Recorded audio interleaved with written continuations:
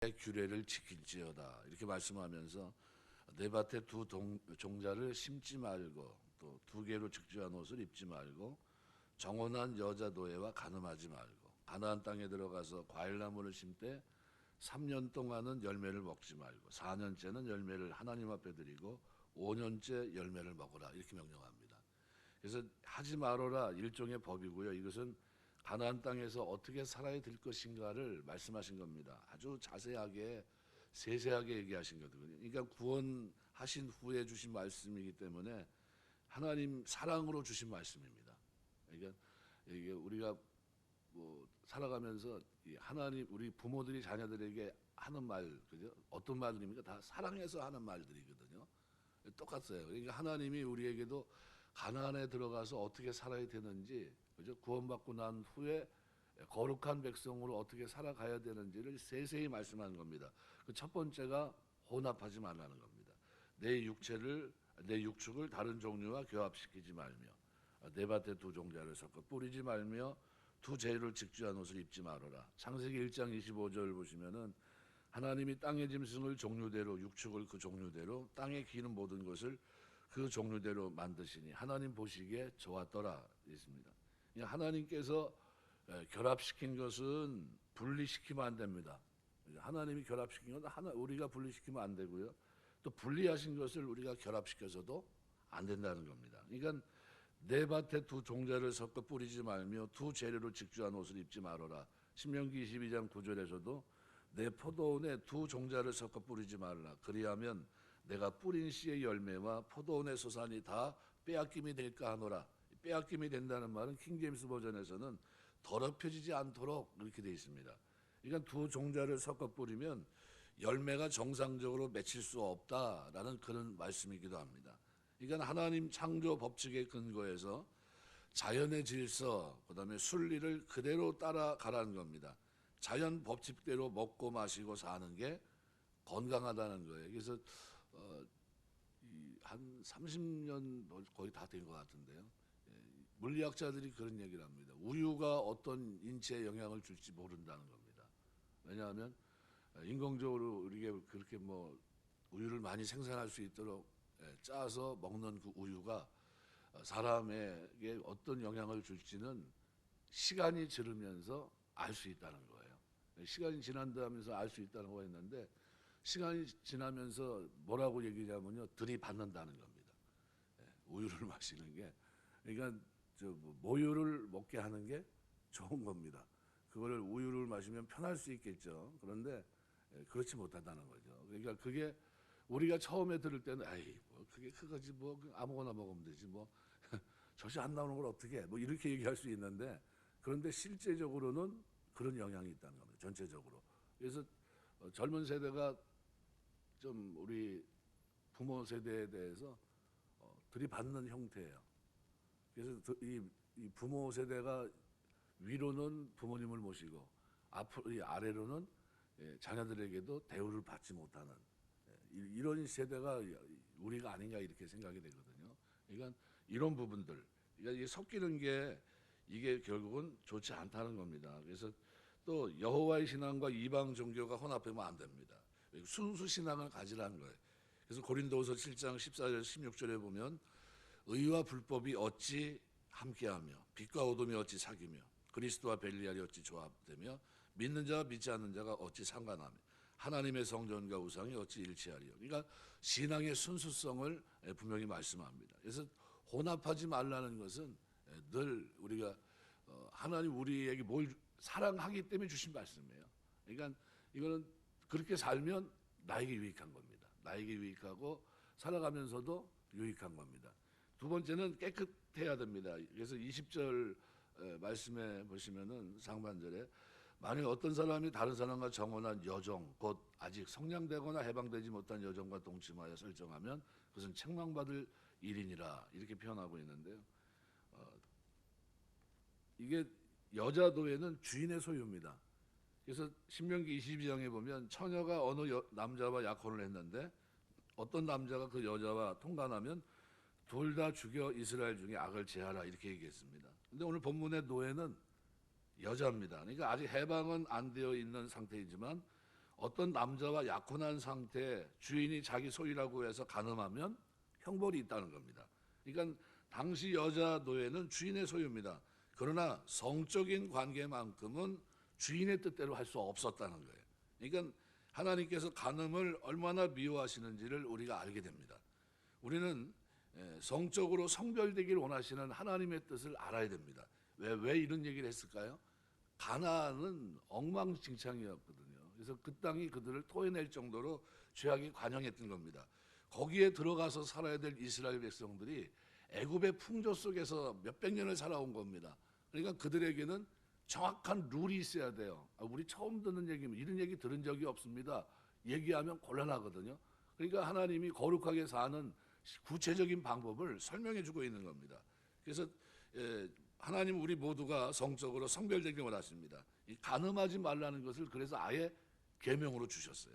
그러니까 하나님 사랑하고 부모 공경하는 사람은 어떻게 해요? 간음하면 안 된다는 겁니다. 그러니까 이건 죄라는 거죠. 예수님도 간음에 대해 말씀하시면서 여자를 보고 음욕을 품는 자마다 마음에 간음하였다. 동기까지도 죄악으로 지적하십니다. 그러니까 이성관계가 복잡하고 난잡한 사람을 가지고 우리가 뭐라고 표현합니까? 더러운 사람이다 이렇게 보통 표현하거든요. 우리는 이 하나님의 거룩한 백성이에요. 전에는 어떻게 살았는지 모르겠지만 예수 믿고 나면 달라져야 돼요. 그게 이제 고린도 교회, 예배소 교회도 마찬가지지만요. 고대 그냥 대부분의 나라들이 겪었었던 이방 종교 속에 있었던 그게 다 뭐냐면 그런 것들이 다 포함되어 있어요. 그러니까 뭐 신전에 가서 예배를 드린다는 그거 자체가 뭡니까? 그 안에 순서에 그런 것들이 다 포함되어 있는 겁니다. 그러니까 그렇게 살던 사람들이 예수를 믿고 복음을 받아들였으면 그다음에 어떻게 해요? 행실이 바뀌어야 되는 겁니다. 회개하고 이것이 하나님 앞에 죄구나 말씀을 기억하고 어떻게 해요? 이제는 다시는 반복하지 말아야 된다는 거예요. 그게 하나님 원하는 거거든요. 그러니까 우리가 육체적으로도 깨끗해야 된다는 겁니다. 거룩은 몸과 마음 전체입니다. 그래서 우리가 성적으로 순결함을 갖는 것 이것이 하나님 보실 때 온전한 삶이라는 겁니다. 그래서 뭐 전에는 뭐 미국에서도 그런 이제 행사들을 많이 합니다. 그래서 뭐 우리 뭐 현재는 뭐 지금 전 세계가 지금 몸살 앓고 있는 게 뭡니까? 동성애입니다. 동성애. 이 커밍아웃 하면서 뭐 말 그대로 수많은 사람들이 지금 거기에 뭐 성소수자 뭐 인권 얘기하고 막 이렇게 가잖아요. 이런 것들에 대해서도 우리가 이건 아니다라는 것을 자꾸 얘기해야 됩니다. 그래서 만약 TV를 보다가 자녀들하고 같이 앉아 있으면요, 저건 아니다 얘기를 하셔야 되는 겁니다. 아유 세상이 저렇게 변했구나. 아유, 어쩔 수 없지 이렇게 얘기하는 거하고요, 저건 하나님 앞에 죄야. 저렇게 살면 안 돼. 이렇게 얘기하는 거 다른 겁니다. 그러니까 그거를 어디에 신명기 쉐마가 뭡니까? 길에 갈든지 앉았을 누웠을 어떻게 됐든 간에 하나님 말씀을 어떻게 해요? 강론한다는 게 뭡니까? 마음속에 새기게 하라는 겁니다. 귀가 따갑게 어떻게 해요? 듣게 하라는 거예요. 그걸 들어서 어떻게 해요? 그렇게 살도록 그렇게 만들라는 겁니다. 그러니까 우리가 부모님들이 야, 이 잔소리다 이렇게 얘기할지 모르겠지만 그거는 잔소리가 아니라 뭡니까? 하나님이 사랑하고 구원받은 백성이 어떻게 살아가야 될 것을 가르쳐 준 거거든요. 그것이기 때문에 가르쳐 줘야 되는 겁니다. 그래서 TV를 보고 뭐 차를 타고 가든 뭐를 하든 간에 같이 있게 되면 자꾸 얘기해 줘야 돼요.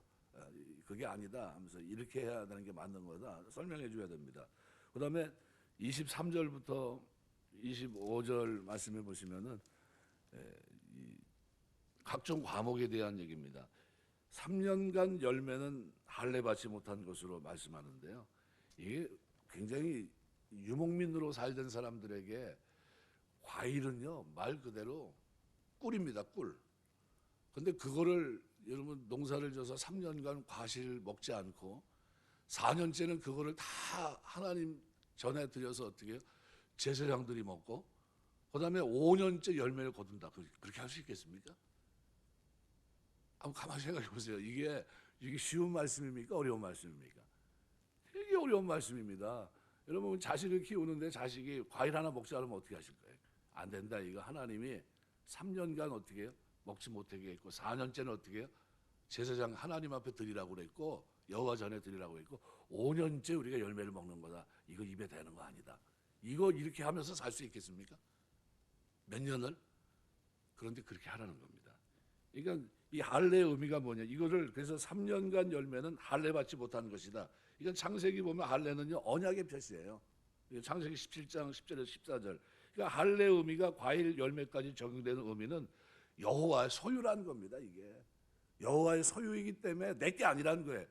내가 농사를 지고 수고했지만 이건 왜 하나님 거라는 겁니다. 그래서 3년간 말씀대로 하지 말라니까 하지 말고 드리라니까 드리고 그리고 5년째 말씀대로 먹으라는 거예요.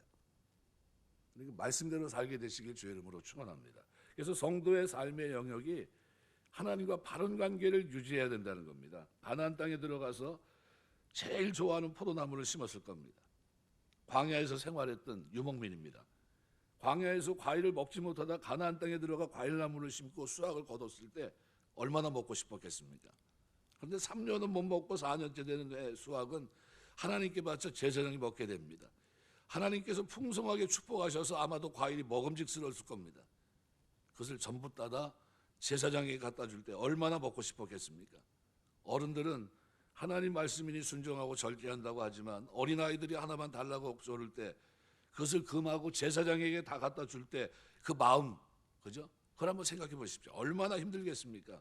그런데 하나님 말씀에 순종하기 위해서 그 아까운 열매를 3년간 다 버리고 4년째 그렇게 수고해 얻은 수확을 다 제사장에게 갖다 바치는 그 심정, 그 뭘 얘기하는 거냐면요. 하나님 말씀을 지키기 위해 몸부림치는 그 자세가 바로 신앙의 길이라는 거예요. 그걸 가르친 거예요. 말씀대로 살아야 되는 거다. 그걸 가르치는 거예요. 말씀대로. 이거는 하나님이 정한 백성이 가는 길이다. 그걸 철저하게 가르친 겁니다. 그렇게 애쓸 때 하나님이 축복해 주시겠다는 거예요. 그러니까 우리 신앙생활도 똑같은 겁니다. 지금도 똑같은 거예요. 우리가 살아가면서 하나님 말씀대로 살기 위해서 몸부림치는 삶이 있게 되시길 주의 이름으로 축원합니다. 이걸 하나님이 복 주시는 거예요. 이거를. 그리고 두 번째는 뭐냐면 열심히 일하는 겁니다. 창세기 보면 아침에 하나님 천지 창조하시고 에덴에 각종 과일을 주시고 모든 것을 다 준비해 주신 그곳에서도 뭐라고 얘기합니까? 다스리고 정복하고 가꿀 것을 명령합니다. 생육하고 번성하며 모든 것을 어떻게 해요? 다스리라고 그랬어요. 그러니까 일을 하라는 겁니다. 처음부터 과일나무를 심어놓고 열매가 나면 백성들이 어떻게 될까요? 게을러집니다. 가나안 땅은 비옥한 땅이기 때문에 심으면 열매가 맺힐 겁니다. 하나님은 처음에 저들에게 일해서 소득을 얻도록 5년 만에 열매를 소유하게 하신 겁니다. 이게 몸에 배도록. 그러니까 주기철 목사님이 8.15 해방 후에 무슨 생각을 했냐면 산정현 교회가 많은 토지를 사서 소작을 주고 소득으로 생계를 꾸려갈 수 있도록 하자 이 얘기를 이제 했던 겁니다.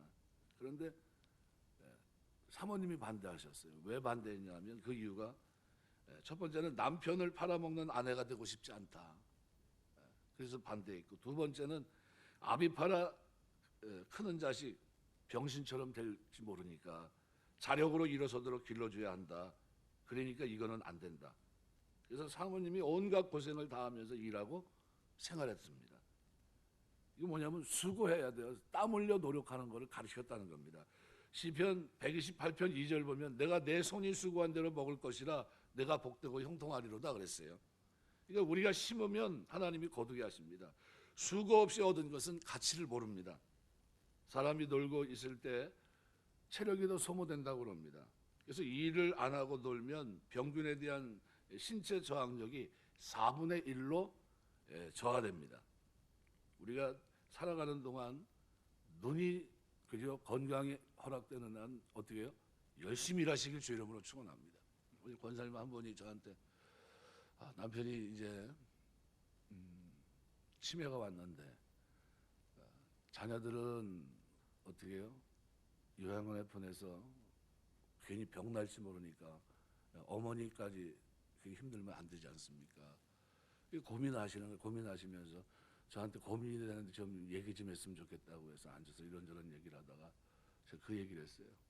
저희 아버님이 교통사고 나가지고 이 고관절 왼쪽에 엉치 있는 뼈가 한번 부서져가지고 1년간 병원에 계신 적이 있는데요. 한 번은 전화가 왔는데 뭐냐면 침대에서 떨어졌는데 움직이질 못하니까요. 들어서 올려야 되는 거예요. 오라고 해서 가가지고 올리는데 그거 쉽지 않더라고요. 여러 사람이 이렇게 해서 이제 올려야 되는데 한 번 하는데 바쁜데 또 전화가 왔는데 그래서 동생한테 야, 네 아들 둘 다 데리고 가지고 아버님 저 침대에서 떨어졌다 그러신다. 가봐라. 그래가지고 이제 동생이 갔다 왔어요.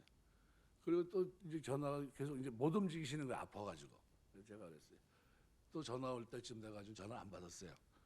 그리고 한동안 놔뒀어요. 뭐 제 생각 뭐냐 하면은 저렇게 하면 돌아가시겠다 싶더라고요. 못 일어나니까, 못 움직이니까 다 수발을 들어야 되는 거예요. 그러니까 어머니하고 두 분에서 하시는데 그래서 제가 어머니한테 그랬어요. 안 될 것 같다고, 내가 바빠서 못 갈 것 같다고, 일어날 수 있도록 한번 해보시라고. 지금은 걸어 다니세요. 아주 그냥 제가 모시고 다니고 뭐 다 했는데 안 되겠더라고요. 그렇게 하면 움직이질 않으니까요. 퇴화되더라고요. 어제 권사님이 저한테 그러는데 대소변을 다 받아내야 되고 뭐 이런 상황인데 자식들은 요양원에 보내라고 한다 이렇게 얘기하더라고요. 그래서 저는 그랬어요. 우리 부모님도 상황이 그랬었는데 두 분이 같이 사니까 의지가 되고 제가 볼 때는 하나님이 짝지어준 거는 죽을 때까지 나누지 않는 게 좋습니다. 권사님 힘 닿는 데까지 같이 사십시오 그랬어요. 이건 도저히 나는 못 견디겠다 싶을 그때 얘기하지 않았어요. 그럼 살아가는 동안 절대로 나누지 않게 되시길 주의 이름으로 축원합니다. 그냥 같이 살라고 짝져줬으면요 끝까지 사는 겁니다. 힘들다고 요양원 보내고 그러지 마세요. 내 힘이 닿는 데까지 나는 이제 내가 지쳐서 쓰러진다. 그때까지는 어떻게 해요? 붙들고 계셔야 돼요. 그래서 내가 권사님이 됐어요. 권사님 제가 겉으로 딱 봤을 때 권사님이 아주 멀쩡해 보이시는데 뭐 아주 수발 드시고 이렇게 사세요. 그랬더니 너무 감사하다고 하고 가셨어요. 너무 감사하다고. 권사님이 얘기하니까 속이 다 후련하대요. 이제 가가지고 그렇게 해야 되겠대요. 그러면 그렇게 해야 되겠다고 하는 그 삶이 어떤 삶입니까? 예, 관장하는 거예요. 관장도 하시고 대소변 다 받아내고 TV 보면 또 어떻게 해요? 화면 보면서 이상한 화면 보면 막 그냥 막 또 안 좋은 소리도 막 하시고 그러나 봐요. 예, 그런데 그래서 이제 화면을 다 좋은 거로 바꾸시라고 자꾸 그런 거 보지 마시고 건전한 쪽으로 자꾸 유도해서 이런 거 자꾸 보셔야지. 그런 쪽으로 보니까 거기서 그거 보고서 얘기 안 할 수 없지 않냐고. 아마 얘기하시겠니까. 그러니까 자꾸 방향을 다른 쪽으로 돌려서 그렇게 하시면 된다고. 그러고 가셨습니다. 여러분 우리 말씀을 맺겠습니다.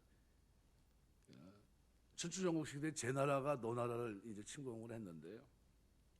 여자가 아이를 안고 아이를 손에 잡고 도망갑니다. 얼마나 힘들겠어요. 전쟁이 났는데 죽을지도 모르는데 막 도망가는데 갑자기 아이를 하나 어떻게 안고 있는 아이는 던져버리고 손에 잡고 있는 아이를 데리고서 갑니다. 그러면 전쟁을 가서 도망갈 때 어느 게 더 편합니까?